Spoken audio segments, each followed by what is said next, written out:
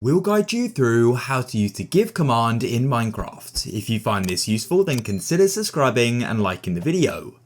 First of all, cheats do need to be enabled, so if they aren't already, pause the game, click on Open to LAN, make sure Allow Cheats are on, and click on Start LAN World.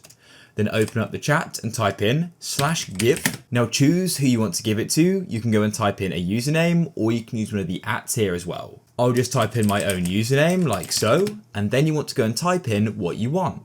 For example here, I may want a diamond sword, so I can type in diamond_sword like so.